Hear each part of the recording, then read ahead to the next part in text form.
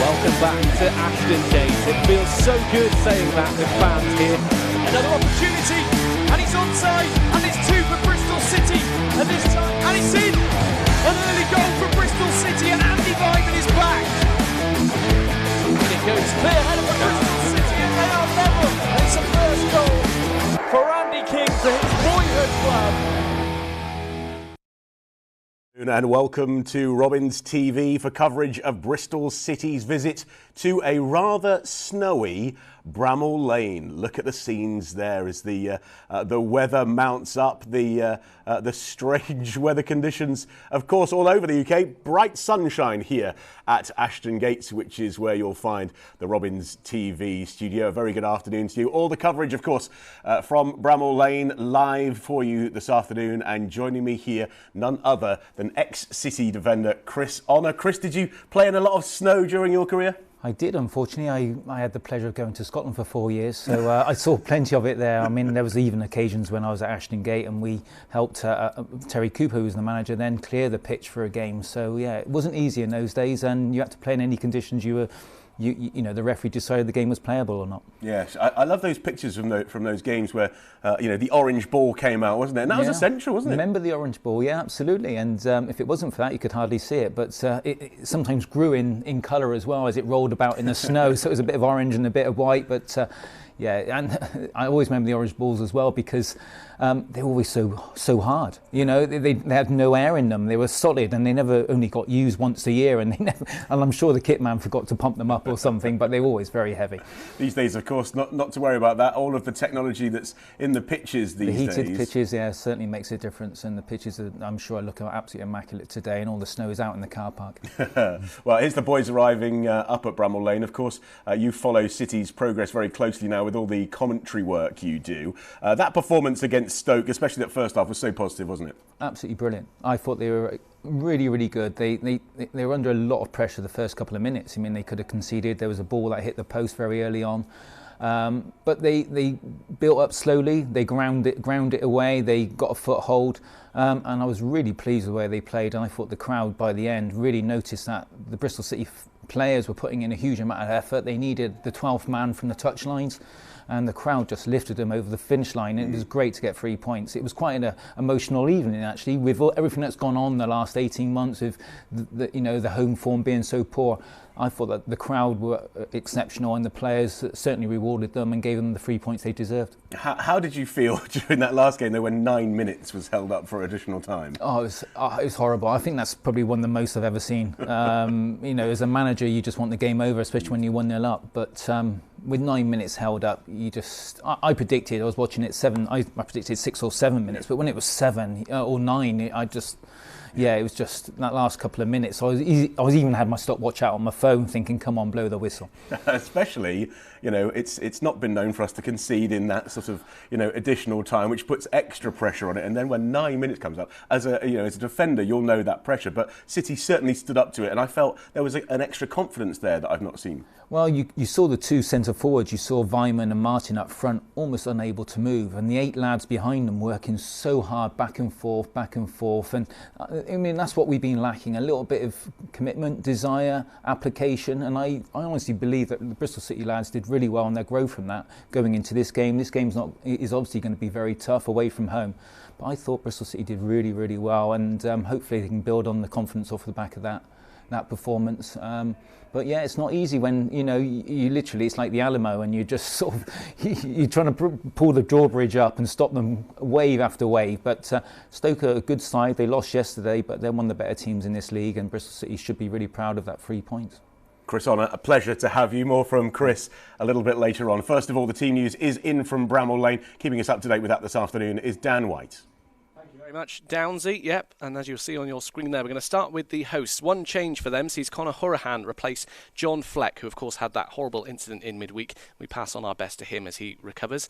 Paul Heckingbottom, the new manager for Sheffield United, continues with a back three that Slavica Jokanovic introduced before he was dismissed last week, and a familiar foe of Bristol City fans, Billy Sharp, is on the bench this afternoon. Well, he had to his 4 goals so far this season. As you'll see, I'll go through that starting 11 for you. Foderingham starts in goal. It's a back three of Stevens, Davies and John Egan, who takes the captain's armband. Basham and Bogle finish off what looks like it could be a back three or a back five, depending on where Sheffield United are attacking this afternoon. Norwood, Hourihan and Gibbs-White make up a midfield three, and then up front, McGoldrick and Rhian Brewster finish off the starting 11. On the bench for the Blades, Eastwood, Burge, Sharp, Burke, Robinson, Osborne and Undayi. And for Bristol City, Nigel Pearson makes just one change to the side that battled hard for that victory over Stoke on Wednesday. Noah Masengo comes in to replace Joe Williams, who misses out on today's squad. Alex Scott and Eamon Benarous, they were impressive on Wednesday, weren't they? They pick up another pair of starting spots to go with their fantastic display. And Jay De Silva returns to the City bench. Could we see him play a part later on? That starting 11 for you is Dan Bentley in goal. Zach Viner, Thomas Callas and Nathan Baker return as a back three. Alex Scott, Noah Masengo, Tyreek Backinson, Callum O'Dowda and Eamon Benarous, and then up top Andy Vyman and Chris Martin. And on the bench for City, Max O'Leary, Rob Atkinson, Danny Simpson, Jay De Silva, Cam Pring, Antoine Semenyo and Naki Wells. But yep, Downsy, good to see Noah Masengo back there in the starting 11. Good stuff. Thank you very much, Dan. Chris, as far as the team lineup's concerned, unchanged against Stoke. Nice to see the consistency there. Just one change today, bringing Noah Masengo in. It's nice to see a little bit of a settled squad, isn't it? Yeah, continuity is very important. You know, you're building little teams within a team. You know, the threes and fours. You go and hunt the ball in little corners of the pitch. You go together as maybe a pair. You know, when little trigger points throughout the whole pitch. And once you get to know the people around you, it does become a lot easier. And obviously Masengo coming in from Williams is the obvious sort of switch in today's match day starting lineup. Masengo's a crowd favourite. You know, they all love him. They've got some great songs about him, and he's a great personality and character. And I'm sure he'll do us a great job today. Williams, I thought, you know, was excellent against Blackburn a couple of games ago. And it's sad to see him go off, although, you know, fingers crossed, it's just a hamstring issue and a little tweak on the other one, so it's not the one that he's been having major issues with, and he'll be back very soon. Okay, nice to see Noah Masengo on the team sheet today. Slightly more hair than me, I'll admit. Right, so let's take a look up at what's going on at Bramall Lane now, and I believe Dave Barton is catching up with the gaffer Nigel Pearson. Nigel, you've kept changes to a minimum, just one today. Noah Masengo in for Joe Williams. Yeah, well, obviously Joe's not made it, and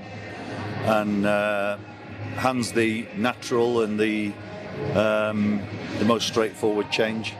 So yeah, Jay comes onto the bench, so it's very similar.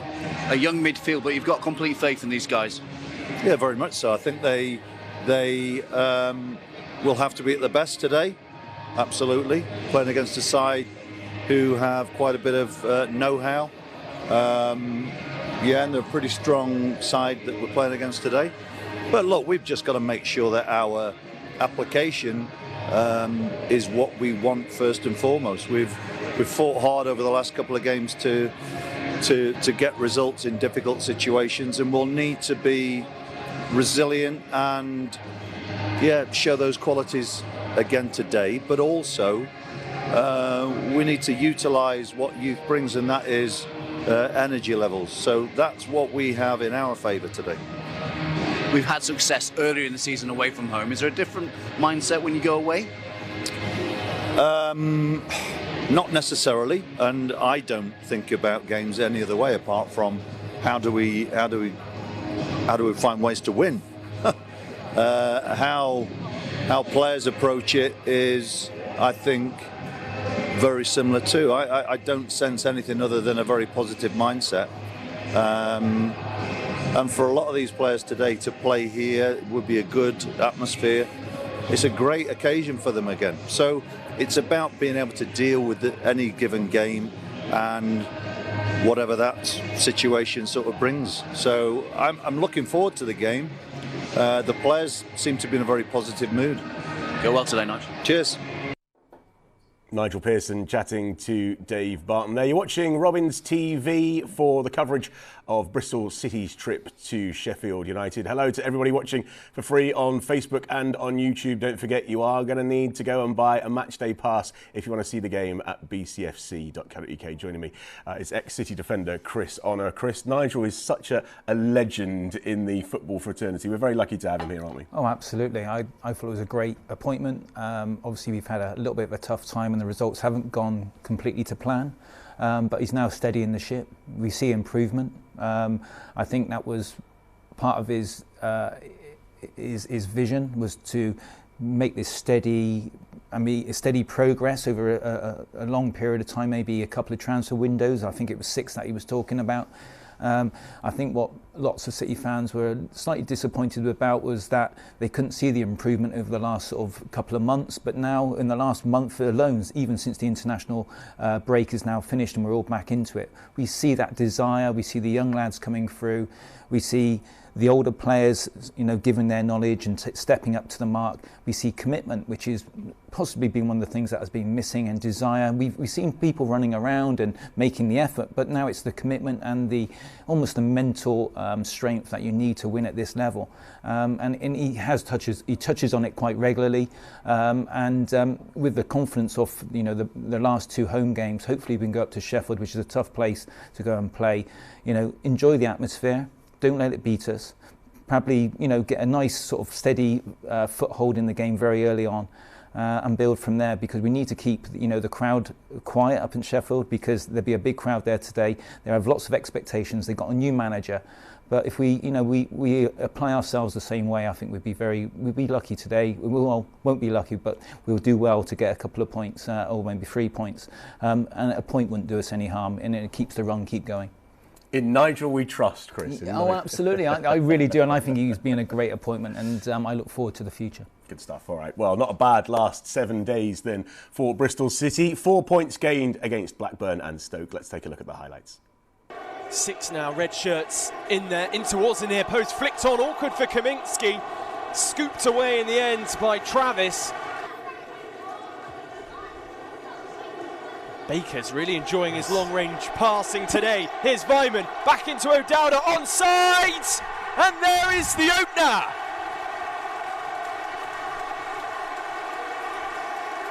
And you can see how much that means to Callum O'Dowda. Back in the side today. He's had Niambi on toast so far. And he's capped off a brilliant first-half performance with a goal of his own. Yeah, we've just been chatting about that sort of, them passages of play which are going, out to our left-hand side, and I think Callum's, he's found himself in a central area there in between the full-back and centre-half. Here's Buckley. Palace had to get down low for that one. Brereton Diaz fires into the roof of the net, and it really just comes from nothing in the end.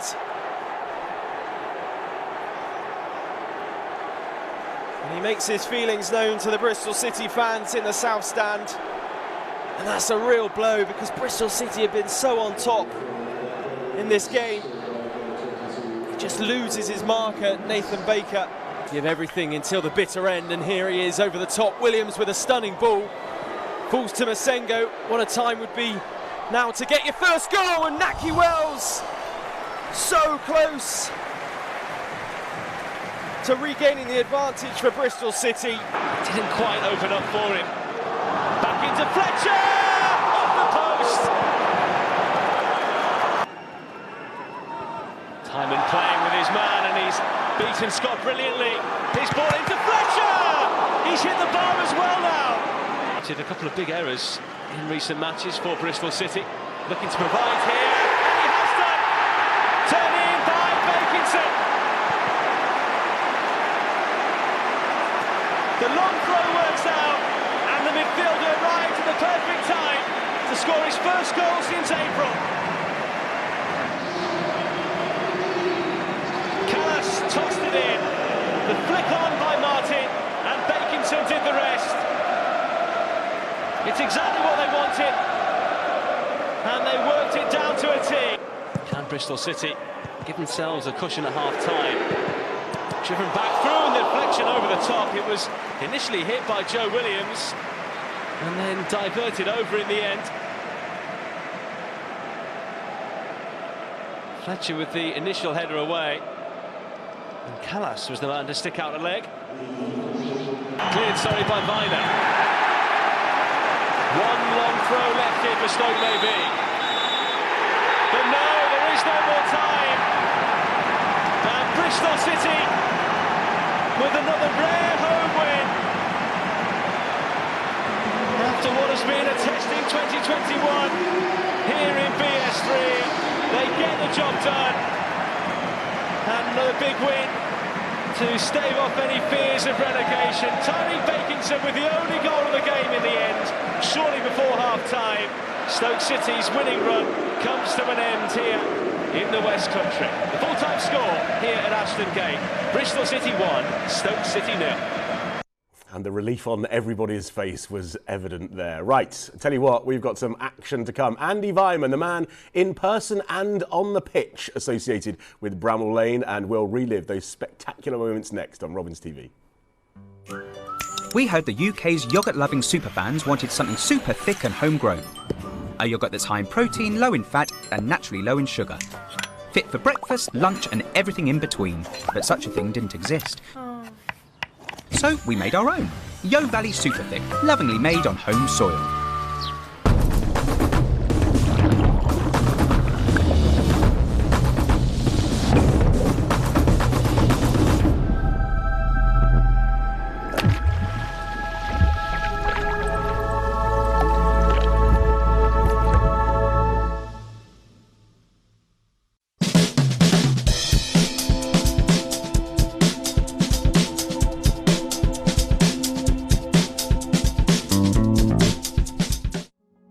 Paul Archer here from the Nexus Group. Hopefully by now you recognise our logo on the back of the lads' shorts. As a City fan and a Bristol businessman, I want to help as many companies as I can with their recruitment needs, especially as we come out of this awful pandemic and lockdown.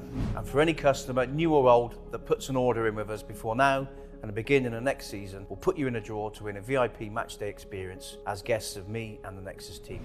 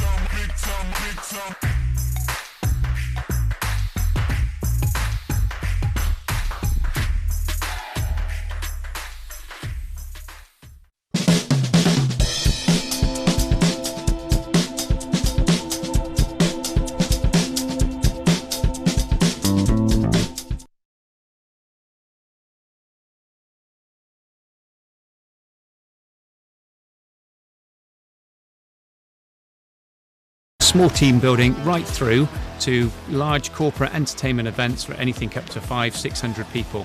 We can specifically address key objectives, anything from leadership, team building, team cohesion, trust. We can tailor our activities and events to all age groups and abilities.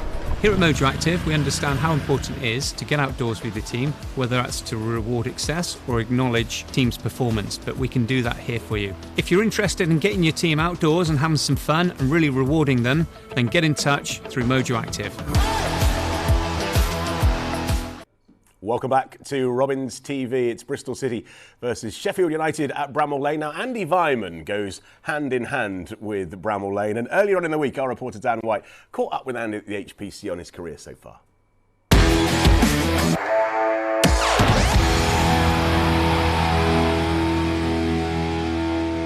Andy, welcome to Robins TV. Our aim today is to find out a bit more about you. We're going to take a deep dive into your social media and the pictures that define your life and your career. So just click next on that laptop for me. We'll take a look at that first slide. Looking very relaxed here. posing as a star of the, I think that's the Austria under-19. Yeah, we went team. to the European Championships there with Austria. I think it was in France. Yeah, no, it was good. Obviously, playing for Austria is always good. And I played for all the youth teams for Austria, so I don't think we didn't get on quite well in the tournament, but it was nice being there anyway.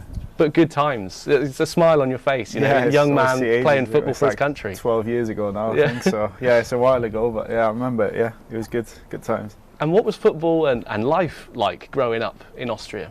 Well, obviously, I came here when I was 15, so I've kind of been here for half my life now. So yeah, no, growing up back home, I loved it. I loved being in Vienna. That's where I'm from. It's also a beautiful city. I had a good family behind me and friends, so I was happy. But yeah, no, like I said, now I've been here for 15 years, so I'm probably more English than Austrian at the minute. Okay, well, can click next now, and the big move comes at, as you say, 15 when Aston Villa signed you. How did you find the jump from Austrian football to Premier League football? Well, obviously in Austria I never played for like the first team. I was only in like the under 17s before I moved. So I came as a first year scholar to Aston Villa, and yeah, worked my way all the way through the youth team and the reserve team. Yeah, it was different. Obviously, being away from my family wasn't that easy. Although I was never homesick or anything. So that there's another guy who came from Austria with me, so that probably helped me a little bit. That I had someone there. But no, to be fair, from the moment I've left, I've never looked back, and I'm really happy that I did make that big decision to come here. Well, we talked about the boy, Andy Weimann, leaving Austria, joining Aston Villa, and then the boy becomes a man as you start a family. You know, tell us about this photo and how important family is to you. This photo is back home in Austria. I have a little apartment in the mountains, about 3 hours from Vienna. So yeah, I think my son there is about just over 1, I think. Yeah, we went climbing on the mountain. It's quite heavy as well when you have to carry him up the mountain. But no, yeah, it's big for me, the family. Obviously, at the moment, I've got 2 children, and we're expecting another one in 4 weeks' time, I think. So not long to go. So it'll be my 3rd one. But yeah, no, it's brilliant. I think for me, it's important. I love playing football. I love being here and on the pitch. I think the way I play, I always give 100%. But as soon as I leave football, to be honest, I try and switch off, and it's all about coming home and being a dad or being a husband and playing with the kids, because I know what it's like with football, especially like if you lose a game or whatever, you can come home in a mood. But to be honest, I think I'm quite good. As soon as we leave here training or a match, I don't watch much football. I just completely switch off and try and be there for the kids, because it's obviously not fair on them if I'm in the mood when I get home. Yeah, of course. But now here we are in 2021, and you're here at Bristol City, as you can see in this photo, working hard to make sure this club reaches another playoff push in the future. Yeah, I think that was last pre-season, this picture. Actually, they were quite big there. I noticed you picked that one for your Twitter, didn't you? That's a good picture. Yeah, no, since I've signed here, obviously this is my 4th season here now, I've loved it. I've played when I've been fit, like every game pretty much. Apart from my injury last season, I've not missed anything, so hopefully I can carry on like this. And obviously I just signed another 3-year deal in the summer, so hopefully I can keep going here, keep playing. And yeah, I want to get this club in the Premier League, of course I do. We all do. We know it's tough and hard, but yeah, I'll try my best every single game to get us a win and see where we can get to. What an incredible guy. Andy Weimann chatting to Robins TV's very own Dan White there. Chris, Andy is A, such a nice guy, B, an incredible football player. He just doesn't ever seem to stop running, does he? No, I agree, and that's the first time I've heard that interview, obviously, and he comes across as a really nice family man, settled, calm. But once he's out on the pitch, he's full of energy. He gives you 7 out of 10, 8 out of 10 every week. He puts he wears his heart on his sleeve. He runs around non-stop. He's always telling people what to do. He's always in the referee's ear, and he's a winner. And that's what Bristol City need in the team. Lots of people like him, and yeah, he's been a good addition to the club, and he's obviously a very good pro for the younger lads to look up to. Okay, very quickly, Sheffield United, 1 place ahead of us, level on points pretty much everywhere else. What sort of game are you expecting today? I expect them to start really strong. They've got a new manager in place. Lots of players will want to prove themselves to him. They've had a funny week where they've obviously got rid of their old manager and they brought a new one in. And not everyone believes that this appointment's the right one, but there's lots of people with a point to prove, and Bristol City really need to weather the storm and get a foothold in, and then hopefully we can approach the rest of the game sensibly. Great stuff. Thanks, Chris. All right, well, now's the time. If you want to see the game, all you need to do is head over to bcfc.co.uk and buy your matchday pass. So we'll say goodbye to all of our free viewers on Facebook and on YouTube. It is